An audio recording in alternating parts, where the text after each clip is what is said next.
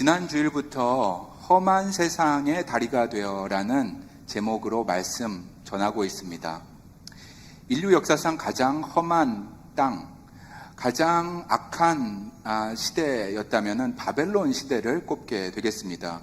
그 시대를 살았던 두 인물이 있습니다. 대표적인 두 인물. 첫 번째가 에스겔, 그 다음에 두 번째가 다니엘 되겠습니다. 그래서 에스겔서와 다니엘서를 보면서 이 인물들은 이 험한 세대를 어떻게 살았나 우리가 같이 한번 보도록 하겠습니다. 오늘은 두 번째 시간으로 에스겔서에 나오는 하나님의 말씀 나누도록 하겠습니다. 제 친구가 있는데요. 가까운 친구가 늘 이렇게 세상을 바라보면서 불평을 하곤 합니다.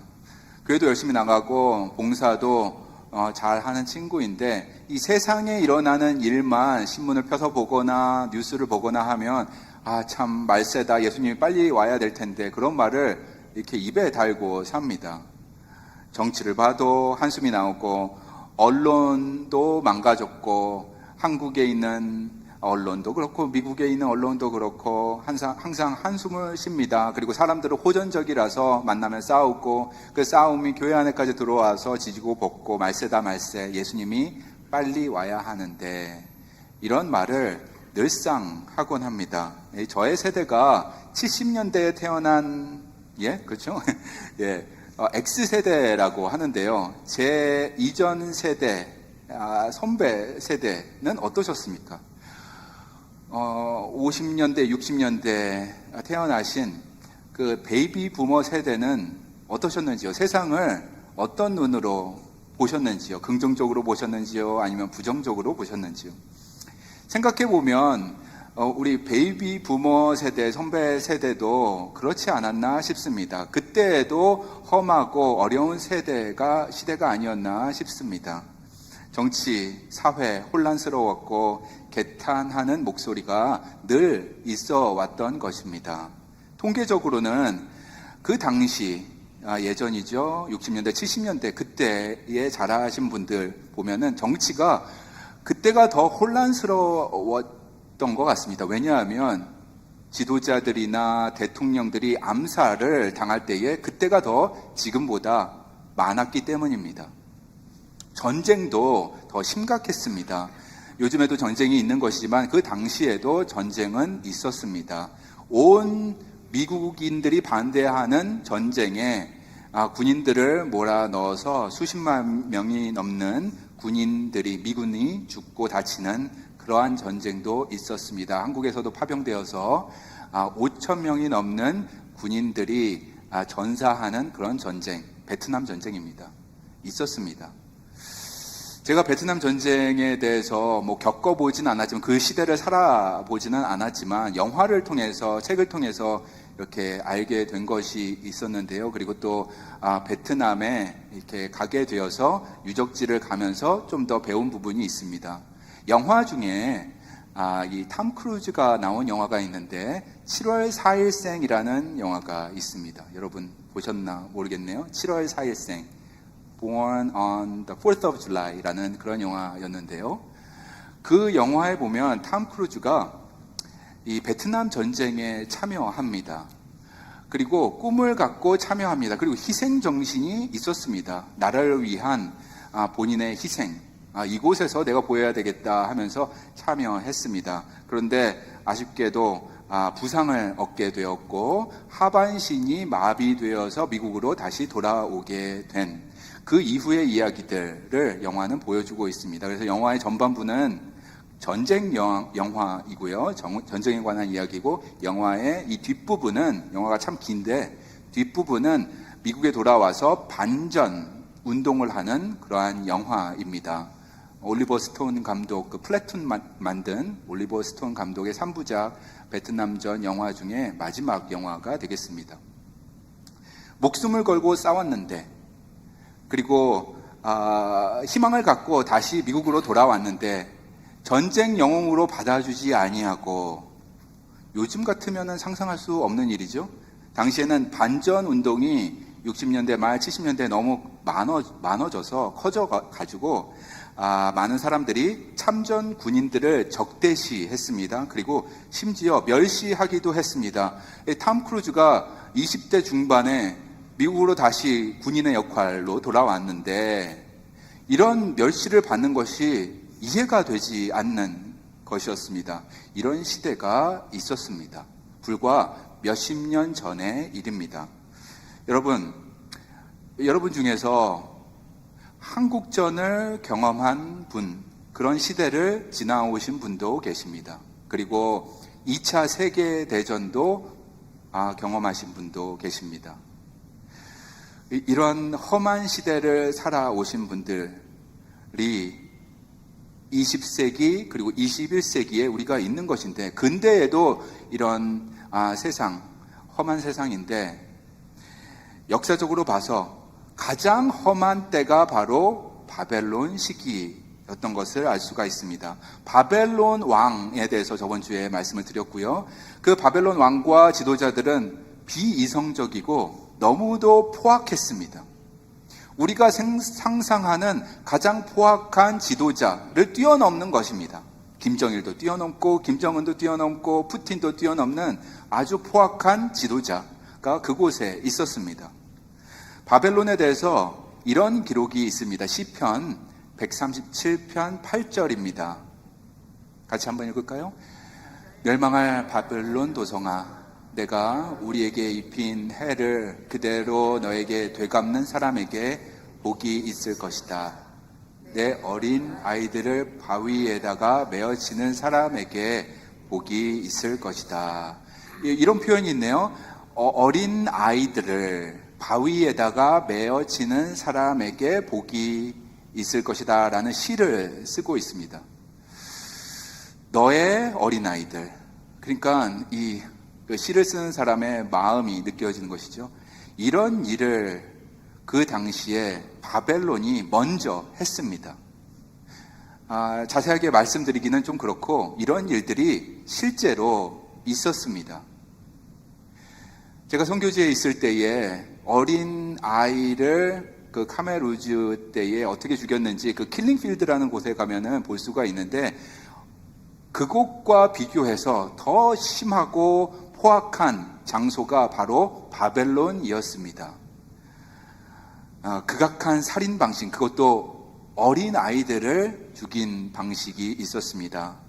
이 나라가 바벨론이었고, 그리고 이 바벨론은 이렇게 사람들을 파리 목숨처럼 대한 그런 포악한 나라였다. 이 바벨론에 대해서 하박국 선지자가 이야기한 것도 있습니다. 하박국 선지자에 대해서 예전에 한번 우리가 살펴보았는데요.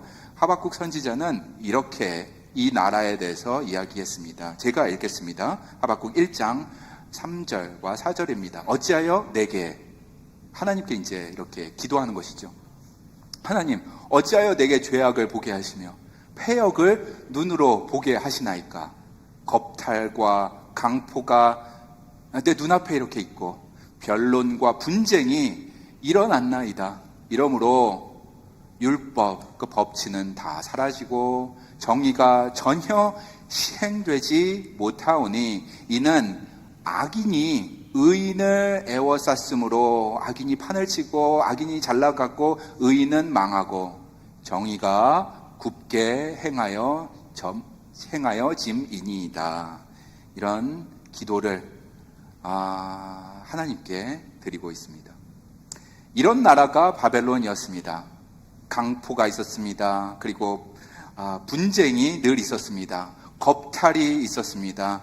그리고 율법, 법은 다 망가지고 악인이 사회에서 잘나가는 그러한 나라였습니다. 끝이 언제일지도 모르는 그런 나라, 악이 도성에 판치는 그런 나라. 여러분이 이런 나라에 산다고 생각해 보세요. 지금도 우리가 살고 있는 이 땅이 험하구나 하고 흔히 이야기하는데, 그곳이 미국이든 한국이든 중동이든 동남아시아든 세상은 참 험하구나, 전쟁의 소문은 끊어지지 않는구나 하고 우리가 말하곤 하는데, 여러분이 바벨론에 있다고 생각해 보세요. 그곳에서 자녀를 키우고 있다고 생각해 보세요. 어떤 마음이 드시겠습니까? 언제 어떤 때 저들이 문을 박차고 들어와서 나의 사랑하는 자녀들을 데리고 가서 오늘 시편 137편에 있는 것처럼 죽일지 모르는 것입니다. 언제 저들이 들어와서 포로로 잡혀온 나를 죽여버릴지 모르는 것입니다. 지옥 같은 공포가 매일매일 있는 것입니다. 트라우마가 생기는 것입니다. 장종일 선교사님이 그러시더라고요. 우크라이나에서 선교를 지금 20년 넘게 하고 계시는데 그곳에서 요즘 같은 때가 없었다.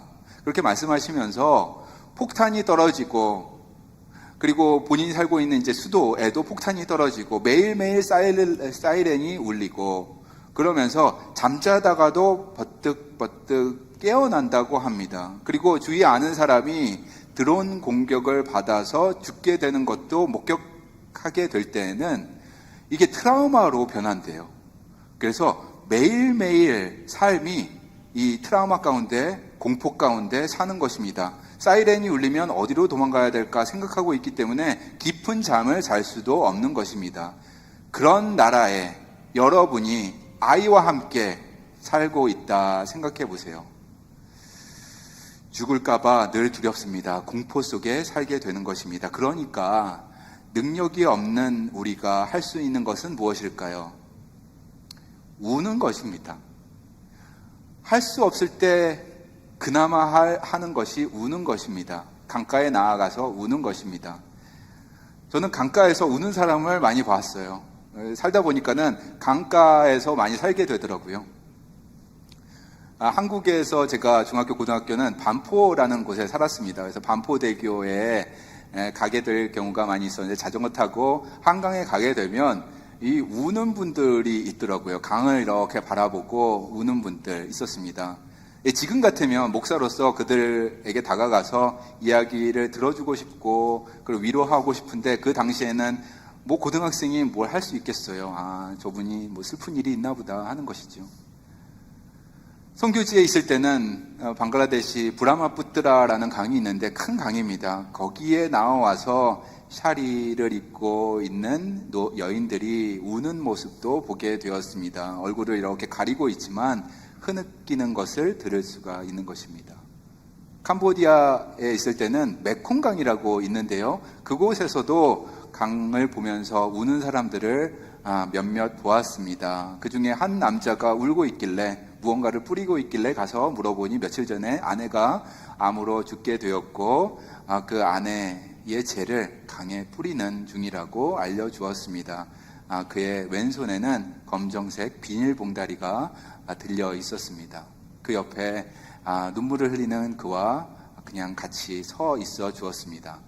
아무것도 할 수 없을 때 그나마 우리가 할 수 있는 것은 강가에 나와서 눈물 짓는 것입니다. 여기 보니까는 이스라엘 백성들도 이렇게 하였습니다. 다시 한번 읽을까요? 시편 137편 1절입니다. 우리가 바벨론의 여러 강변 거기에 앉아서 시온을 울 수밖에 없죠. 어떤 능력이 없잖아요. 포로잖아요. 돌아갈 수 없잖아요. 고향으로 가고 싶어도 갈 수가 없으니까 바라보고 우는 것입니다.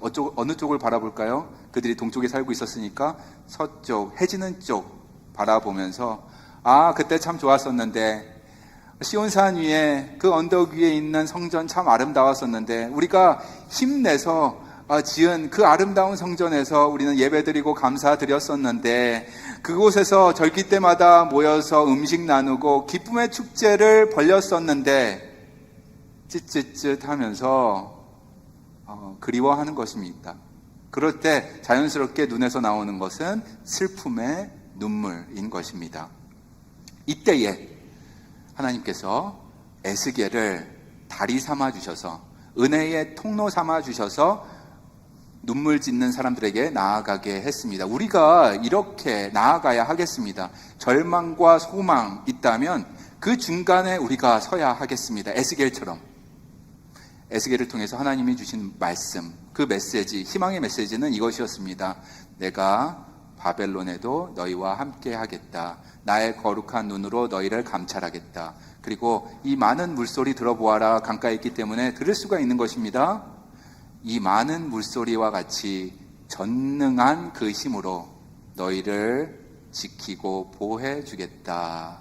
라는 이 약속의 말씀을 이스라엘 백성들에게 전해주는 통로 역할을 에스겔이 한 것입니다. 이런 메시지를 우리가 전해야 되겠어요.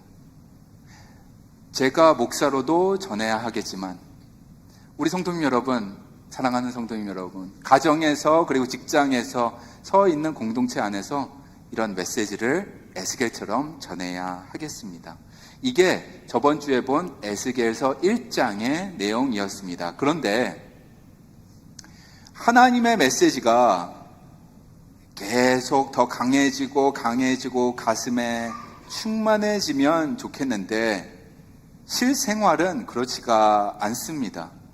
시간이 지남에 따라, 햇수가 넘어감에 따라, 하늘을 바라보는 눈이 땅으로 내려감에 따라 다시 세상이 주는 두려움과 공포심이 가슴에 슬며시 들어오고 차오르게 되고 지배하게 되는 것입니다. 하나님이 주시는 메시지, 그 말씀에 마음이 늘 있어서 매일 먹고 마시고 소화하면 좋겠는데 그렇게 되지 않을 경우에는 다시 공포감이 드는 것입니다. 다시 걱정과 근심이 가슴속에 들어오는 것입니다. 하나님을 더 이상 의지하지 않게 됩니다. 어떤 핑계로? 험한 세상에 살고 있다는 핑계로. 이 세상이 정치적으로, 사회적으로, 문화적으로, 경제적으로 불안정하다는 이유 핑계로 하나님을 더 이상 의지하지 않고 신뢰하지 않게 되는 것입니다. 그러다가 고향에서, 예루살렘이라는 고향에서 소식도 하나 들려오는데 더 두려움이 강해지게 됩니다. 그 소식은 고향 예루살렘을 이끌던 지도자 중에 한 명, 블라디아라는 사람이 죽었다라는 소식을 들었기 때문입니다. 에스겔서 11장 13절입니다. 같이 읽도록 하겠습니다. 이에 내가 예언할 때에 분하야의 아들 블라디아가 죽기로 내가 엎드려 큰 소리로 부르짖어 이르되. 블라디아도 죽고, 블라디아는 어떤 사람이었을까요? 블라디아는 에스겔을 포함한 엘리트 계층이 포로로 바벨론에 끌려갔을 때 운 좋게도 끌려가지 않고 예루살렘에 남았던 사람입니다. 그래서 남은 자들 중에 지도자로 누구를 뽑아야 하는데 그 지도자 중에 한 사람으로 뽑힌 사람이었습니다.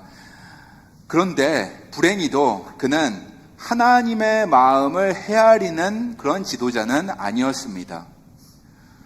사람들이 듣기 원하는 그런 말을 하는 사람이었습니다. 달콤한 말을 하는 사람이었습니다. 예를 들어서 이런 것입니다. 우리가 험한 세상 살고 있지만 언제 바벨론이 쳐들어와서 우리가 망할지 여러분 공포감에 살고 있지요? 그렇지만 걱정하지 마세요. 우리는 괜찮습니다. 걱정할 필요가 없는 게 시온산 저기를 바라보시면 그 예배당이 있기 때문입니다. 성전이 있기 때문입니다. 하나님의 영광의 임재가 있는 곳, 이곳에 우리와 함께하기 때문에 우리는 안전합니다 라는 이러한 선포를 계속해서 하는 사람이었습니다. 사람들을 이런 말로 현혹시켰습니다. 왜냐하면 하나님의 뜻은 그게 아니었기 때문입니다.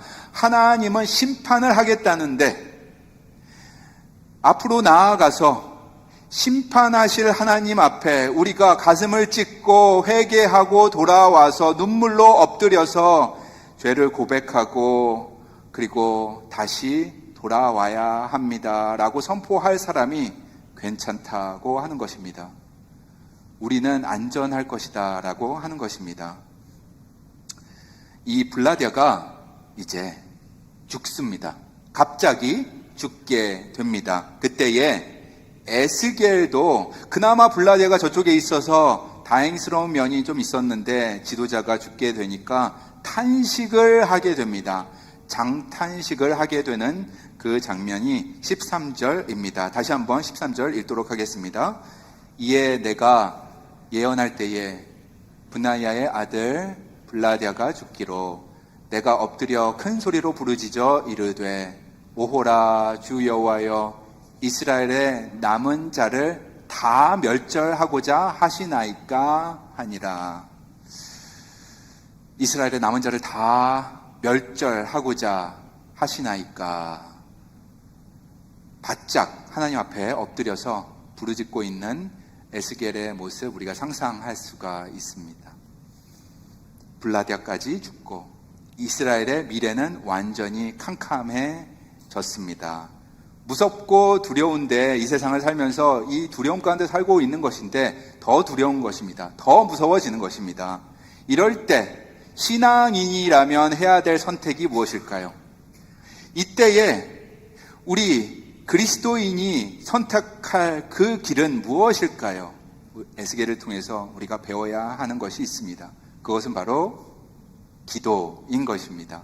하나님 앞에 나와 바짝 엎드리는 것입니다. 그리고 부르짖는 것입니다. 성도님 여러분, 우리도 에스겔처럼 기도해야 할 때가 있겠습니다. 앞길이 밝히 보이지 않을 때에, 그때 우리가 할 일은 기도인 것입니다. 험한 세상 살 동안 막막한 일 당할 때가 있습니다. 그럴 때 제일 먼저 해야 될 것, 신뢰하는 사람을 쫓아가는 것, 그 이전에 해야 될 것, 조언을 들으러 어딘가에 달려가기 그 이전에 해야 될 것, 그것은 바로 하나님께 나와 하나님의 지혜를 구하는 것입니다. 기도하는 것입니다. 내 지식으로는 어떻게 헤쳐나갈 수 없을 때 하나님을 바라보자. 그게 바로 기도인 것입니다. 정치, 사회, 문화적으로 험한 세상이기에, 우리가 사는 세상이 이런 세상이기에 더욱 기도해야 하겠습니다. 우리의 자녀들 험한 세상, 이곳에서 저곳에서, 미국 안에서, 뉴욕에서, LA에서, 그리고 곳곳에서 살아가고 있는데 세상의 시험, 유혹 속에서도 믿음 지켜내게 해달라고 기도해야 하겠습니다. 불확실한 경제 상황입니다. 어제는 좋은 것 같고 오늘은 떨어지는 것 같고, 저번 주에는 오르는 것 같은데 이번 주에는 경제가 바닥으로 내려가고, 불안전한 경제 상황에서도 우리가 제일 먼저 해야 될 것은 기도입니다. 세상의 가치관, 그것은 바로 자아 중심입니다. 개인 중심입니다. 나 중심에서 하나님을 품고 하나님의 뜻을 알아가는 것, 그것은 기도로 할 수 있는 것입니다. 여러분, 기도는 단순한 말의 나열이 아니라 에스겔처럼 기도해야 하는 것입니다. 하나님 앞에 나와서 엎드리는 것입니다. 그리고 큰 소리든지, 그리고 작은 신음이든지, 이 가슴 깊은 곳에서 나오는 소리를 토해내는 것, 그것이 바로 기도입니다. 막막할 때, 갈 길이 밝히 보이지 않을 때 더욱 해야 되는 것, 기도입니다. 이 간절한 에스겔의 기도에 이제 하나님께서 응답하십니다. 오늘의 구절 16절 같이 큰 목소리로 읽도록 하겠습니다. 세 번역으로 읽겠습니다.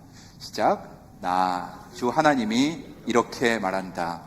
비록 내가 그들을 멀리 이방 사람들 가운데로 쫓아버렸고 여러 나라에 흩어 놓았어도 그들이 가 있는 여러 나라에서 내가 잠시 그들의 성소가 되어주겠다 하여라. 이 말씀이 여러분 이렇게 놀랍지 않으실 수가 있는데, 원 독자들은 깜짝 놀라는 것입니다. 하나님이 정말 이런 말씀을 하셨다고? 에스겔 선지자님, 정말 하나님이 이런 말씀을 하셨습니까? 우리가 있는 이곳에서 성소가 되어주시겠다, 이 말씀이 맞습니까? 라는 것입니다. 하나님이 말씀하십니다. 너희가 있는 그곳에서 성소가 되어주겠다. 원독자들은 하나님의 성소라면 예루살렘만 생각했습니다. 원독자들에게 하나님의 임재라면 시온산 위에 있는 성전만 생각했습니다. 쉐카이나 영광이 있는 그곳은 이스라엘 땅, 그 언덕 위 성전에만 있는 줄만 알았는데 오늘 이게 무슨 말인가? 너희 있는 곳에 내가 성소가 되어주겠다. 이 말이 무슨 말이냐면 예루살렘 시온산 근처에 너희가 살고 있지 않아도 괜찮다라는 말입니다. 강가에 쭈그리고 앉아서 슬픈 눈물 흘리고 있는 너희들, 시온산이 저쪽인가? 아니 이쪽인가? 하면서 바라보고 옛날을 그리워하는 너희들, 그럴 필요가 없다라는 것입니다. 내가 너희 있는 그곳, 그 험한 세상의 끝자락 바벨론에도 있겠다. 이번에는 성소로 함께 하겠다라는 약속의 말씀입니다. 눈으로, 거룩한 눈으로 감찰하실 뿐만 아니라 그 소리, 많은 물소리 같은 그 전능하심으로 임재하실 뿐만 아니라 성소 그 자체, sanctuary로 그곳에 있겠다라는 약속인 것입니다. 과거의 신앙생활 그리워할 필요가 없다라는 그런 말씀입니다. 과거에 많은 사람들이 그 건물 안에 모였고 그리고 열심 냈고 음식 만들어서 즐거워했고 으쌰으쌰 했던 그때 그리워하겠지만 그리워할 필요가 없다. 내가 새로운 계획이 있다. 너희들을 위하여 큰 계획이 있다. 그랜드 플랜이 있다. 그 계획은 너희가 있는 그곳에 내가 거룩한 임재, 성소가 되어주겠다라는 선언인 것입니다. 예루살렘 그곳에만 있는 것이 아니라 너희가 있는 그곳에 있겠다. 그러므로 그곳이 어느 곳이라 하더라도 바벨론이라 할지라도 그곳에서 신앙생활 할 수 있고 기쁨으로 구원의 감격 가지고 살아갈 수 있다라는 것입니다. 신앙생활 그곳에서도 이어갈 수 있다라는 약속의 말씀인 것입니다. 여러분, 슬픔의 눈물 흘리고 있던 사람들에게 이것보다 더 큰 위로는 없는 것입니다. 눈물이 쑥 들어가는 것입니다. 그리고 정말 기쁨의 눈물이 나오는 것입니다. 이 구절 때문에, 하나님의 약속 때문에. 정말 놀라운 말씀입니다, 여러분. 멋진 하나님, 이 하나님이, 이 말씀을 하시는 하나님이 너희 있는 곳에 내가 함께하겠다, 생츄레리로 함께하겠다라는 이 하나님이 오늘 우리와 이 자리에 이 시간 함께 하시는 줄로 믿습니다. 아멘. 아멘. 성부 하나님께서 예전 예루살렘 성전 위에 영광으로 함께 하셨던 그 성부 하나님께서 우리와 함께 하심을 믿습니다. 성자 하나님께서 두세 사람이 내 이름으로 모인 곳에 내가 너희와 함께 하겠다. 그 약속이 우리와 함께 하는 줄로 믿습니다. 성령 하나님께서 오순절 다락방에 임재하셨던 그 성령이 오늘 이 자리에 이 시간 충만함으로 함께 하시는 줄로 믿습니다. 성부, 성자, 성령 삼위일체 하나님이 함께 하신다. 이곳이 바로 생츄레리가 되는 것이다 라는 말씀 오늘 여러분께 드리고 싶었습니다. 그런데 여러분, 제가 오늘 이 말씀보다 더 놀라운 말씀을 드리겠습니다. 오늘 예배 잘 나오셨습니다. 너무도 충격적이어서 지축이 흔들리는 귀한 진리의 말씀이 있습니다. 하나님이 우리가 있는 곳에 임재하신다는 그런 말씀보다 더 놀라운 말씀이 무엇일까요? 원독자들에게 하나님이 이 바벨론 땅에 함께 하신다는 이 놀라운 말씀보다 더 놀라운 말씀이 무엇일까요? 무엇일까요? 고린도 전서 3장입니다. 우리 같이 큰 목소리로 읽도록 하겠습니다. 너희는 너희가 하나님의 성전인 것과 하나님의 성령이 너희 안에 계시는 것을 알지 못하느냐. 누구든지 하나님의 성전을 더럽히면 하나님이 그 사람을 멸하시리라. 하나님의 성전은 거룩하니 너희도 그러하니라. 여러분, 고린도전서 3장 16절 고린도전서 놀라운 말씀입니다. 여러분과 제가 성전이 된다라는 하늘의 진리 선포입니다.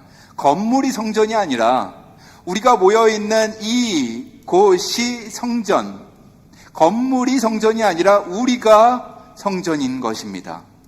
여러분과 제가 하나님의 성령을 모시기 때문에 성전이 되는 것입니다. 그곳이 어느 곳이든 모인 이 자리도 성전이 되는 것이고, 여러분이 주중에 서 있는 그 자리도 성스러운 장소가 되는 것입니다. 하나님의 거룩한 임재가 있는 성전이 되는 것입니다. 누구로 인하여서? 하나님의 영이 있는 여러분으로 인하여서. 에베소서 2장 21절에 이런 구절이 있습니다. 같이 읽을까요? 그의 안에서 건물마다 서로 연결하여 주 안에서 성전이 되어가고 너희도 성령 안에서 하나님이 거하실 처소가 되기 위하여 그리스도 예수 안에서 함께 지어져 가느니라. 바울은 이렇게 얘기했고요. 베드로는 어떻게 얘기했을까요? 베드로전서 2장입니다. 2장 5절도 읽겠습니다. 너희도 산돌같이 신령한 집으로 세워지고 예수 그리스도로 말미암아 하나님이 기쁘게 받으실 신령한 제사를 드릴 거룩한 제사장이 될지니라. 여러분과 제가 거룩한 제사장이 되는 것입니다. 이게 참 놀라운 말씀입니다, 여러분. 저와 여러분이 성전이 된다. 우리가 성전이다. 우리가 교회다. 이 말씀을 가지고 성 어거스틴은 3세기에 성전은 건물이 아니다. 성전은 사랑으로 묶인 성령 공동체가 성전이다 라고 말을 했습니다. 16세기에 마틴 루터는 이 구절을 가지고 많은 성도, 모든 성도가 성령 안에서 하나님의 임재를 누리는 성전이라고 했습니다. 그래서 만인 제사장이라는 개념으로 마틴 루터는 종교개혁을 시작했습니다. 이 구절로 시작했습니다. 18세기에 존 웨슬리는 이 구절을 가지고 감리교회의 기초를 세웠습니다. 그리고 성결 운동을 시작했습니다. 하나님이 계시기에, 하나님이 거룩하시기에 우리도 거룩해야 하겠습니다 하면서 홀리니스 무브먼트를 시작했고, 그게 감리교회가 된 것입니다. 하나님이 거룩하니 너희도 거룩할지어다. 우리는 하나님의 성령을 모신 곳이기에 저와 여러분이 성전이 되는 것이다 라는 것입니다. 당시 존 웨슬리가 있었던 18세기는 사람들이 그런 얘기도 했다고 해요. 바벨론 시대가 이런 시대가 아닌가.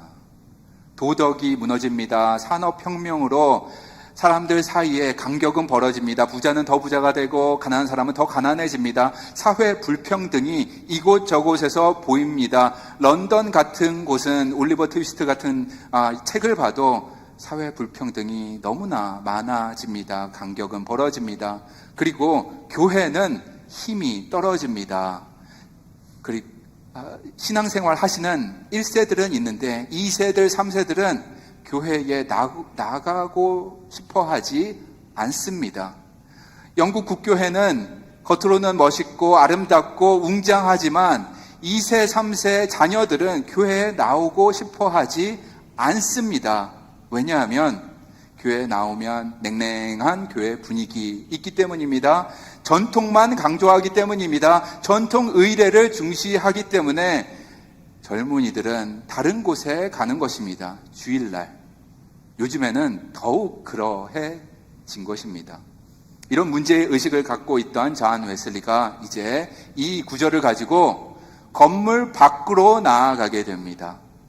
건물 밖으로 나아가서 믿음 있는 사람들에게도 나아가고 믿음 있지 않은 사람들이 있는 곳도 찾아가서 복음을 전합니다. 그곳이 시장이든지 광장이든지 맥주를 마시는 클럽이든지 펍이든지 가서 복음을 선포하는 것입니다. 그리고 사람들에게 초청하는 것입니다. 여러분이 서 있는 그곳에서 복음을 전하시기 바랍니다. 왜? 우리는 할 수 있기 때문입니다. 하나님의 능력이 우리 안에 있기 때문입니다. 하나님의 성령이 우리 안에 거하심에 우리가 할 수 있습니다. 우리는 성전입니다. 우리는 거룩합니다. 왜? 하나님이 우리 안에 함께 하시기 때문에. 이런 설교를 하면서 홀리니스 무브먼트를 하게 되었습니다. 여러분, 사람이 모일 수 있는 장소에 우리가 가서 함께 할 때 그곳이 성전이 되는 것입니다. 그곳이 산이든지 들이든지 바다든지. 어저께 한 목장이 바닷가 미션베이에서 모임을 가졌는데 저도 초청받아서 가게 되었습니다. 그곳이 성전입니다. 그저께와 어저께 산에 가셔서 목장 모임을 한 목장도 있습니다. 그곳에서 말씀 묵상하시고 또 바베큐도 같이 만들어서 나누시고 그런 목장도 있습니다. 그래서 새벽 기도에 빠지셨습니다. 그래도 괜찮습니다, 여러분. 괜찮습니다. 왜? 하나님이 기뻐하시기 때문입니다. 그 산속에서 성전을 이루셨기 때문입니다. 저번 주에 어떤 목장은 파악에 가서 목장 모임을 하셨습니다. 음식 만들기 어려우니까 픽업해서 테이크아웃해서 그곳에서 모였습니다.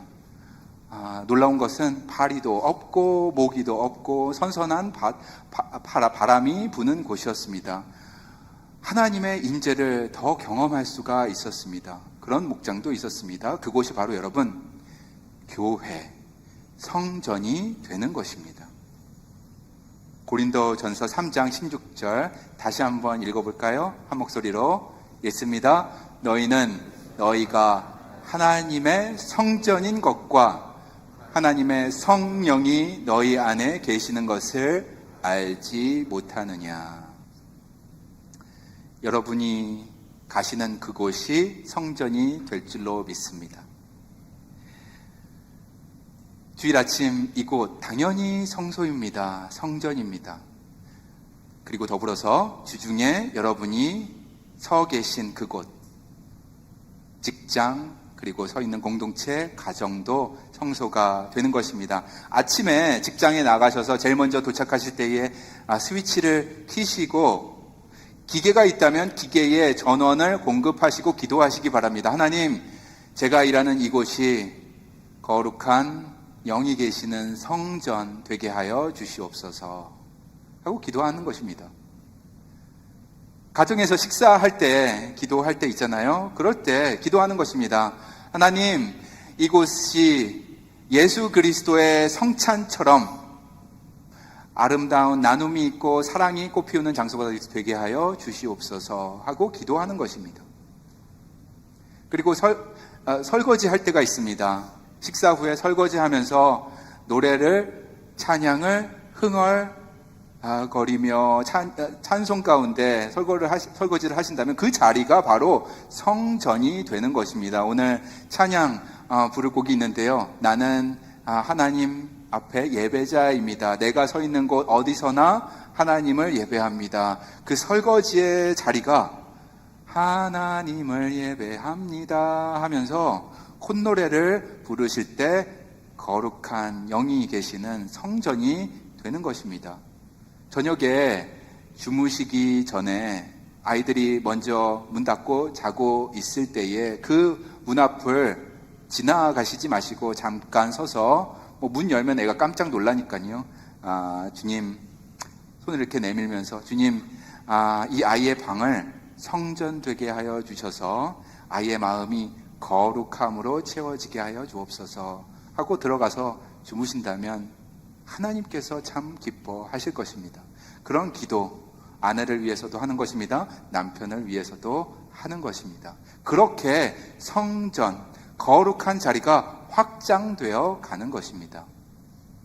사랑하는 성도님 여러분, 하나님의 임재가 있는 곳, 그곳이 어느 곳이든지 성전입니다. 건물이 성전이 아니라 여러분이 가신 곳이 성전이 될 줄로 믿습니다.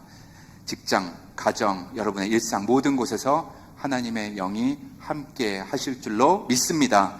바벨론이라는 험한 세상에서 하나님의 성소가 함께 하심으로 포로 생활이 끝날 때까지 그 어렵고 힘든 시기를 견디고 극복해 나아간 것처럼 하나님의 거룩한 성소로서 하늘과 땅을 잇는 거룩한 교량 역할하는 저와 여러분 되시기를 예수 그리스도의 이름으로 축원합니다. 아멘. 기도하시겠습니다.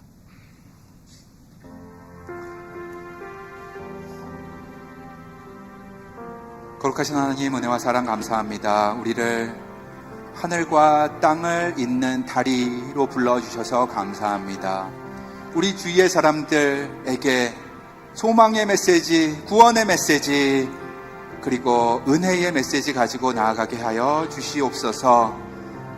거룩한 교량, 그 성전의 역할 우리 모두가 감당하게 도와주시옵소서. 우리 안에 있는 성령께서 힘과 능력 주시고 우리가 서 있는 자리 어느 곳이든지 가정이든지 직장이든지 어떤 공동체라도 주님의 풍성한 은혜 넘치는 자리 되게 하여 주시옵소서.